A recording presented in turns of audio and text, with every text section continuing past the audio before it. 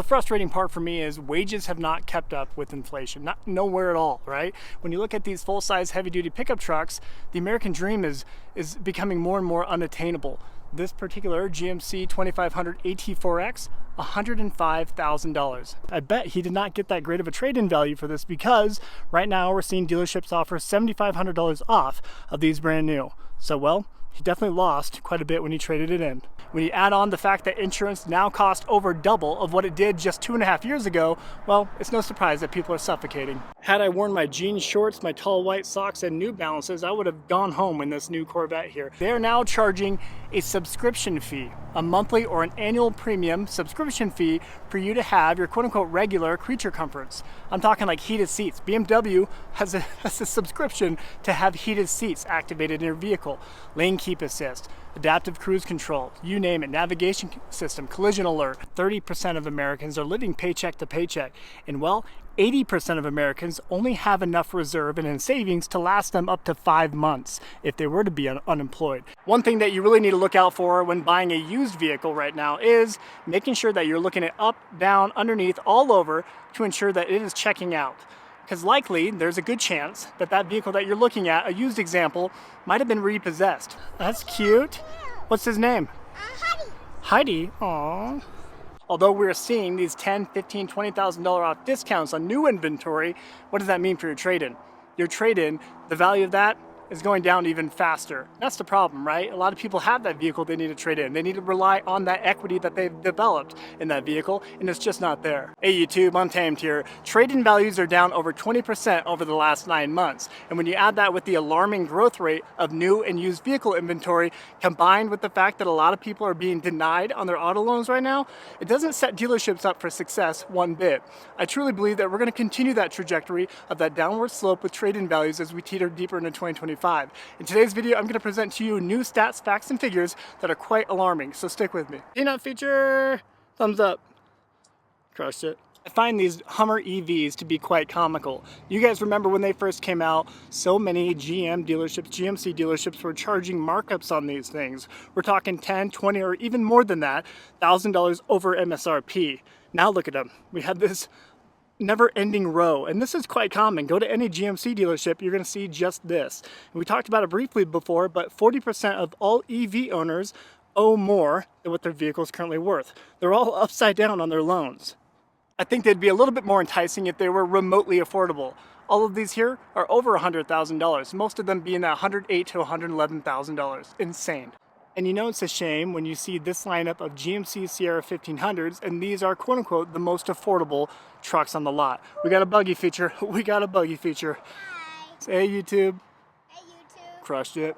So let me remind you of how much you're still going to spend on a Duramax version of this GMC 1500 Elevation trim. Look at that, $68,000. Which is really not too far off from what that national average new truck purchase price was in 2024. That was $64,261. And this really is a common sight at any dealership. We have this whole row over here of GMC Sierra 1500s, then we have a whole separate row on this side of the dealership.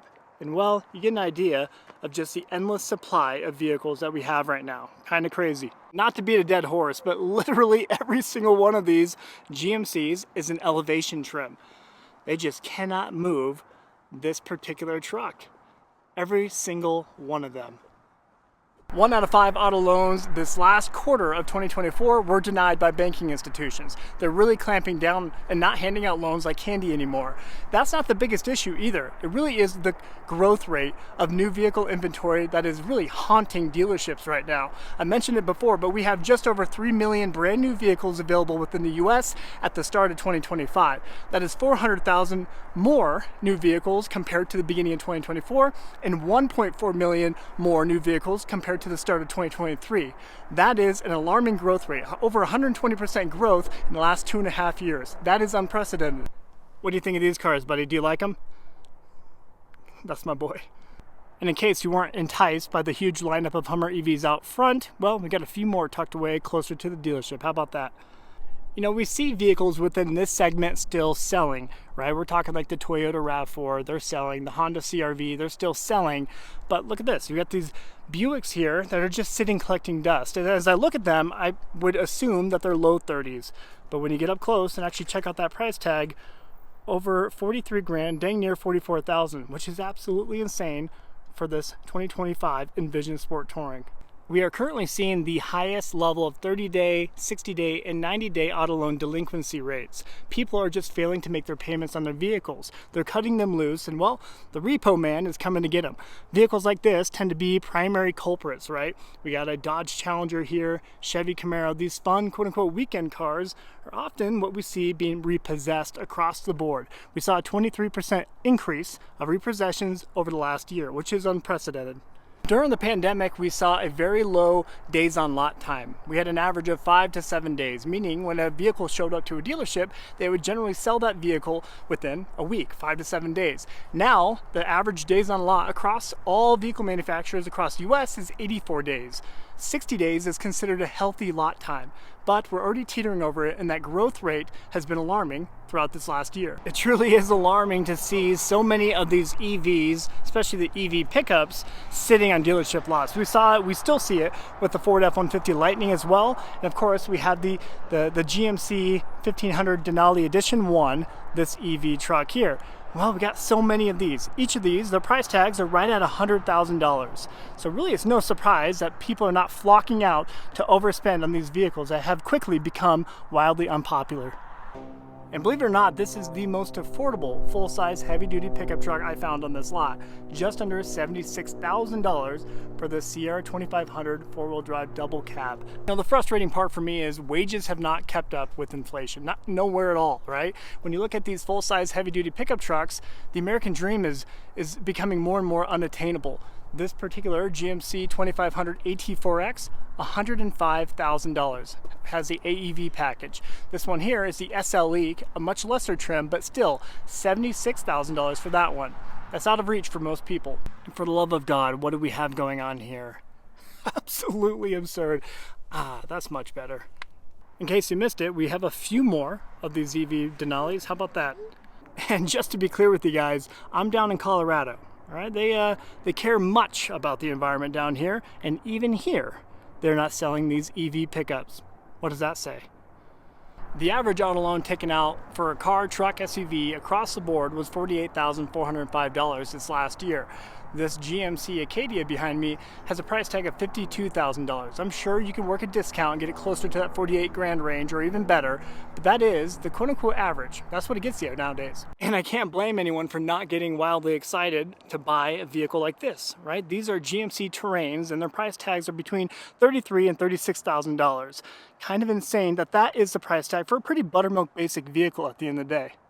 And really, this right here is not a too uncommon sight. A lot of people are buying these new generation Toyotas with smaller displacement motors and hybridized platforms. This one here has a 2.4 liter four-cylinder underneath the hood. Hybridized, of course, with the iForce Max, but still largely underwhelming, especially for having a Toyota Land Cruiser nameplate. This right here is a 1958 edition, the quote-unquote most affordable trim of the new Land Cruiser. It comes in right around $58,000 to $59,000. That right there is a prime example. People are buying them, wildly underwhelmed, and they sell them off quick. I bet he did not get that great of a trade-in value for this because right now we're seeing dealerships offer $7,500 off of these brand new. So, well, he definitely lost quite a bit when he traded it in. And just to add insult to injury, we're already seeing people trade in these brand new Hummer EVs. We have a couple used examples here, and well, I guarantee you, since they're offering $15,000, $20,000 off the new ones and giving a 0% over a 60-month interest rate, well, they definitely lost their rear end when they swapped out. I mean, it's definitely catch-22 to some degree because although we're seeing these $10,000, $15,000, $20,000 off discounts on new inventory, what does that mean for your trade-in?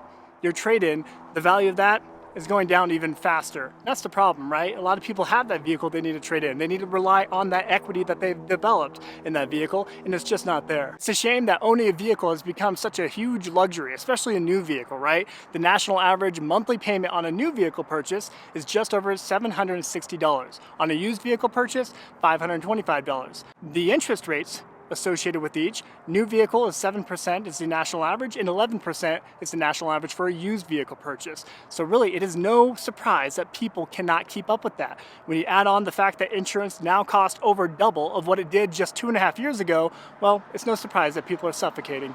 Kind of ironic, these minis don't come with a mini price tag, just over 43 grand for this one here. Kind of wild. A part of the rub for me is we see so many auto manufacturers outsourcing production of their vehicles to cheaper labor countries. They're continuously lessening the quality of the product, all while hiking up that price tag even more. We talked about it plenty, but since 2019, we saw a 42% uptick in the MSRPs across the board.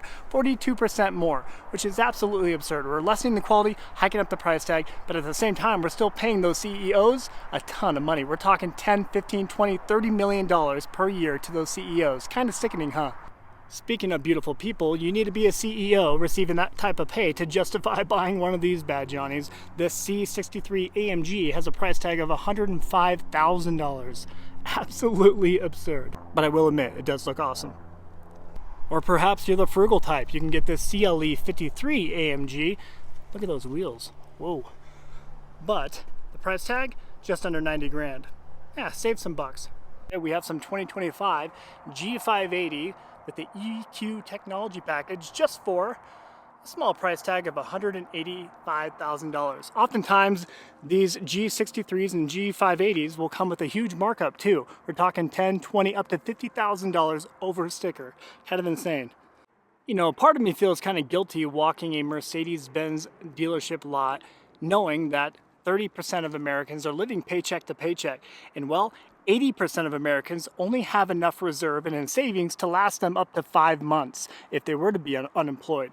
And for my few NBA player viewers out there, you can come out and snag yourself this G63 AMG for just a small price tag of a house. Kind of insane. $210,000 for this bad Johnny. Absolutely insane. And perhaps the most notable takeaway from this video is I'm worried about the future. I'm worried about the future of the automotive industry because of what we see from BMW, because of what we see from Mercedes-Benz and other vehicle manufacturers. They're now charging a subscription fee, a monthly or an annual premium subscription fee for you to have your quote-unquote regular creature comforts.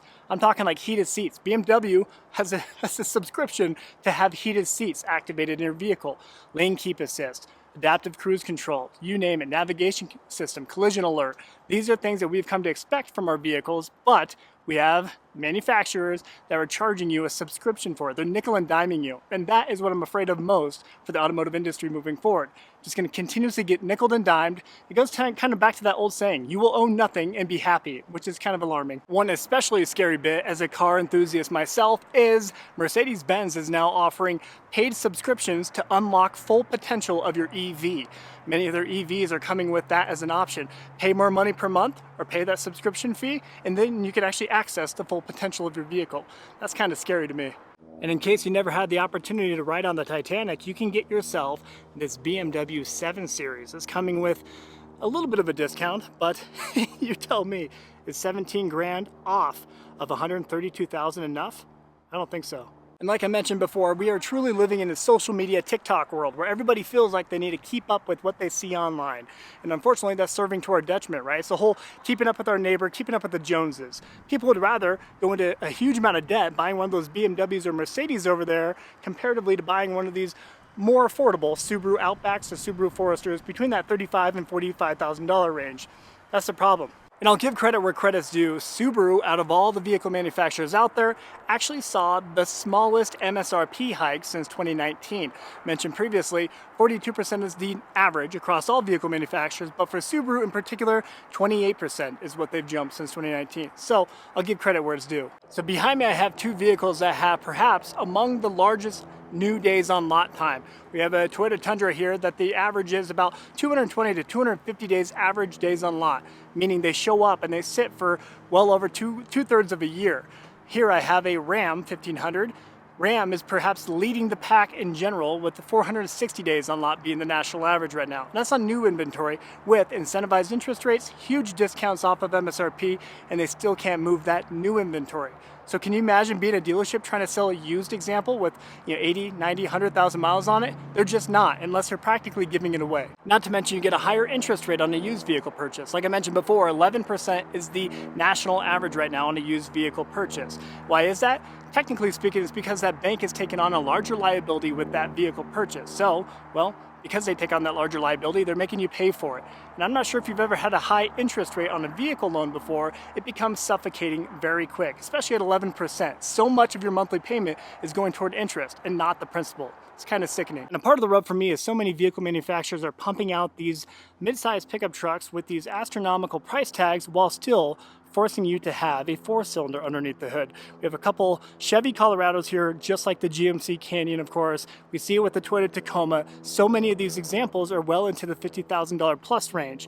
And for the TRD Pro and Trail Hunter Tacoma in particular, we're teetering towards $70,000 for that. Absolutely sickening. Had I worn my jeans shorts, my tall white socks, and New Balances, I would have gone home in this new Corvette here. Let me remind you of how much they want for these nowadays. We are looking at, you hopefully can see it there, but $97,750 for this Corvette Stingray 2LT. Kind of wild, huh? Here we have a couple of the Chevy variant of that EV pickup. These two here are RST versions of it, still with that very similar price tag of $100,000. You know, occasionally you'll find a Black Widow package or these fancy dolled up versions of pickup trucks that are wildly overpriced and hugely inflated with the additions that they put on. They'll put on maybe $10,000 worth of upgrades, but then hit you with a $15,000 or $20,000 premium on it, which is absolutely insane. Here we have a heavy-duty 2500 Chevy Silverado. This does have the Duramax diesel, but does have that Black Widow package. And well, if you're going to buy this, you likely have a Widow, well, you know. I guess I'll take it. Where do I sign? One thing that you really need to look out for when buying a used vehicle right now is making sure that you're looking at up, down, underneath, all over to ensure that it is checking out. Because likely there's a good chance that that vehicle that you're looking at, a used example, might have been repossessed. With that huge uptick in repossessions that took place in 2024, again, that's just a very likely scenario. So check it out, look underneath it, get a really good feel for it, maybe even take it to a mechanic for them to check it out before you actually pull the trigger on it. Oftentimes, dealerships won't actually report that if it was a repossessed vehicle or not, but just know if it was likely neglected. It didn't receive that necessary maintenance and service that it probably needed from the start. If they weren't making payments on it, well, they probably weren't doing the maintenance. Again, I want to be fair in this video. Tesla really is the only EV manufacturer that's performed decently well within the last few years. In fact, this last year, 2024, was the first year in 11 years that the company has actually seen a decline in sales. They saw a collective 1% drop in sales between 2023 and 2024. Kind of funny, this Hyundai dealership boxed in this Toyota Tacoma TRD Sport instead of boxing in the wildly expensive Tesla Plaid. Kind of funny that they chose the Tacoma over this. As a Toyota enthusiast myself, I'm often most upset and frustrated with the Toyota Tacoma and new Toyota Tundra. Both of them see a smaller displacement motor with turbos strapped to it. This one here happens to have the iForce Max, the hybridized platform here. This here comes at a price tag of $55,000 to $59,000 depending on how you spec it exactly. Kind of insane that we're teetering towards 60 grand on a mid-sized pickup truck. Again, like I mentioned before, if you get a TRD Pro or Trail Hunter, you're teetering towards $70,000. One thing I'd like to point out is the EPA and government at large did not force the hands of auto manufacturers to produce more EVs, electric vehicles, and hybrids. They did not force the hands. The accurate way to put it is they incentivized auto manufacturers less to produce normal combustion engine platforms. They get more green credits or tax credits or carbon credits, however you want to refer to it. They get handouts from the government, but we, the taxpayer, ultimately pay for it. So something to keep in mind. They're really chasing those green credits and chasing those dollars, those handouts. Even if they don't sell these things, just by producing them, they get more money from the government. Lol. We got a May feature, and a Buggy feature, and a Mrs. Untamed feature, and a Bugaboo feature. Oh, cool. That's cute. What's his name? Heidi. Heidi. Aww. And a Peanut feature. Say hey, YouTube. Hey, Sissy. And And personally, I kind of find a small level of satisfaction knowing that dealerships can no longer just wholesale their vehicles off. They can't just wholesale it or auction it off and get maximum value for it. Wholesale market is down roughly 20% over the last 9 months, hence why we see a much lower value being offered for your trade-in. Can't say you feel bad because dealerships often treated that as their get out of jail free card. Well, if they couldn't sell it on their lot, they'd just flick it to the auction and move that inventory. They don't get that luxury anymore. But now that's put them in a tight position where they are actually having to turn away their allocations. They're turning away their deliveries right now. And that has a ripple effect, unfortunately, right? It ultimately impacts production rates and the need to assemble more vehicles, which ultimately leads to layoffs. Nobody wants to see that, but that's a harsh reality. One thing that a lot of people often forget is every single one of these vehicles in front of me here and at this dealership in general costs this dealership a flooring cost every single month. This dealership is paying a small interest amount, kind of like a credit card, a small interest rate on every single vehicle. And that adds up when you have hundreds upon hundreds of unsold inventory just sitting collecting dust or snow month after month. What is this? Looks like we got a little spoiler wrap back for all that speed. As a parting shot, just know that you are absolutely in the driver's seat when it comes to buying a vehicle. If you decide to buy a vehicle later this year, just know that you can go to any dealership and be choosy. Be choosy with the vehicle you get and negotiate the figure that you want to pay. Don't succumb to the greedy dealership tactics of the past. They don't get the luxury of doing that to you anymore. So if they don't want to play ball and give you the deal that you want for that vehicle, drive up the road 15 or 20 minutes to the next dealership. Somebody is bound to play ball with you. All right, let me wrap up the video there, guys. As always, I sincerely appreciate you taking the time to tune in these videos. I thoroughly enjoy talking through it, and I thoroughly enjoy engaging with you in the comment section. If you found any value in this video or this type of content at all, I do respectfully request that you please consider liking and subscribing. Just the other day, we ticked over 100,000 subscribers, and I can't even begin to tell you how much that means to me. So I sincerely appreciate you guys taking the time to tune in. Until next time.